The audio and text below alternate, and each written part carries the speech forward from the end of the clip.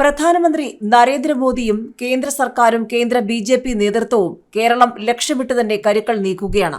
പ്രധാനമന്ത്രി നരേന്ദ്രമോദിയുടെ Kochi road show അടുത്തയാഴ്ച. ഇതിനിടയിൽ ബി.ജെ.പിയുടെ സ്ഥാനാർത്ഥി പട്ടിക ഈ മാസം തന്നെ. പത്തനംതിട്ടയിൽ നടൻ ഉണ്ണി മുകുന്ദന്റെ പേരും പരിഗണനയിൽ. തൃശൂരിൽ സുരേഷ് ഗോപിയെ ലക്ഷ്യം വെച്ച് തന്നെയാണ് ബി.ജെ.പിയുടെ കരുനീക്കങ്ങൾ. പത്തനംതിട്ടയിൽ ഉണ്ണി മുകുന്ദൻ അകലെയെങ്കിൽ തലസ്ഥാനത്ത് ആര്? ചോദ്യങ്ങൾ നിരവധിയാണ്. ലോക്സഭാ തെരഞ്ഞെടുപ്പിൽ കേരളത്തിലെ സ്ഥാനാർത്ഥി പട്ടിക ബി.ജെ.പി. കേന്ദ്ര നേതൃത്വം ഉടൻ പുറത്തുവിടുമെന്നാണ് സൂചന. ഈ മാസം തന്നെ ബി.ജെ.പിയുടെ സ്ഥാനാർത്ഥി പ്രഖ്യാപനം ഉണ്ടാകുമെന്ന വ്യക്തമായ സൂചന സംസ്ഥാന നേതൃത്വത്തിന് പാർട്ടി കേന്ദ്ര നേതൃത്വം നൽകിയിട്ടുണ്ട്. പ്രധാനമന്ത്രി നരേന്ദ്രമോദിയുടെ കേരള സന്ദർശനത്തിലൂടെ ലഭിച്ച മുൻതൂക്കം തെരഞ്ഞെടുപ്പിൽ മുതലാക്കാനാണ് ബി.ജെ.പിയുടെ ശ്രമം. കേരളത്തിൽ ചില അപ്രതീക്ഷിത സ്ഥാനാർത്ഥികളെ രംഗത്തിറക്കാനാണ് ബി.ജെ.പി. നീക്കം. നിലവിൽ സുരേഷ് ഗോപി മത്സരിക്കുന്ന തൃശൂരും കേന്ദ്രമന്ത്രി വി മുരളീധരന് സാധ്യതയുള്ള ആറ്റിങ്ങലും ഒഴികെ സംസ്ഥാനത്തെ ഒരു എ ക്ലാസ് മണ്ഡലത്തിൽ പോലും ഉചിതമായ സ്ഥാനാർത്ഥിയെ ഉയർത്തിക്കാണിക്കാൻ ബി.ജെ.പിക്ക് സാധിച്ചിട്ടില്ല. ഇതിനിടെയാണ് പത്തനംതിട്ടയിൽ നടൻ ഉണ്ണി മുകുന്ദൻ സ്ഥാനാർത്ഥിയായേക്കുമെന്ന സൂചനകൾ പുറത്തുവരുന്നത്. പത്തനംതിട്ടയിൽ 3 പേരുകളാണ് ബി.ജെ.പി. നേതൃത്വത്തിന് മുന്നിലുള്ളത്. ഇതിൽ കുമ്മനം രാജശേഖരന്റെ പേരിനാണ് മുൻതൂക്കം. കുമ്മനം പത്തനംതിട്ട കേന്ദ്രീകരിച്ച് പ്രവർത്തനം നടത്തുന്നുണ്ട്. എന്നാൽ സ്ഥാനാർത്ഥി നിർണയ ഘട്ടത്തിലേക്ക് എത്തുമ്പോൾ നടൻ ഉണ്ണി മുകുന്ദനും ചിത്രത്തിലുണ്ടെന്ന് മുതിർന്ന സംസ്ഥാന ഭാരവാഹികൾ വ്യക്തമാക്കുകയാണ്. ശബരിമല ഉൾപ്പെടുന്ന മണ്ഡലത്തിൽ മാളികപ്പുറം ചിത്രത്തിലൂടെ കരിയർ ബ്രേക്ക് സൃഷ്ടിച്ച ഉണ്ണി മുകുന്ദനെ സ്ഥാനാർത്ഥിയാക്കുന്നത് ഗുണകരമാകുമെന്നാണ് വിലയിരുത്തൽ. സ്ഥാനാർത്ഥിത്വം സംബന്ധിച്ച് ഉണ്ണി മുകുന്ദനുമായി ആശയവിനിമയം നടന്നിട്ടുണ്ട് എന്നാണ് വിവരം.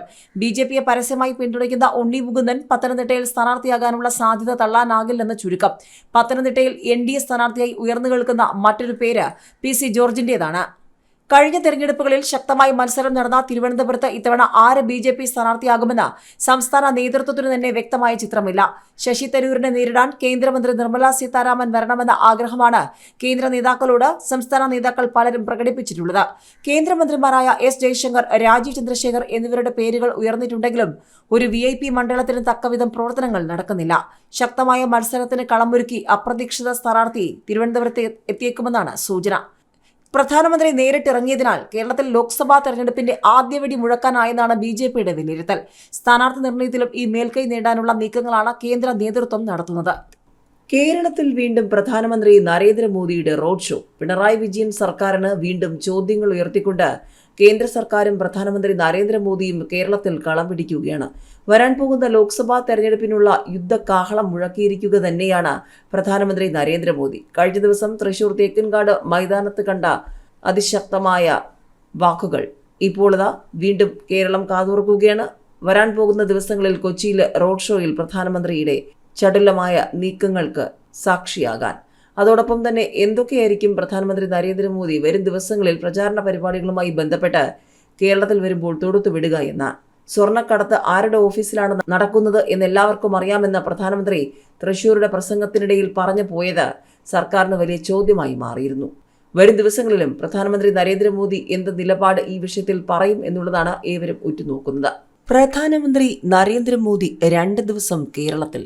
അടുത്ത ചൊവ്വാഴ്ചയും ബുധനാഴ്ചയും കേരളത്തിലുണ്ട്. ചൊവ്വാഴ്ച വൈകിട്ട് 5-ന് കൊച്ചിയിൽ റോഡ് ഷോ. ബുധനാഴ്ച രാവിലെ 7-ന് ഗുരുവായൂരിലെത്തും.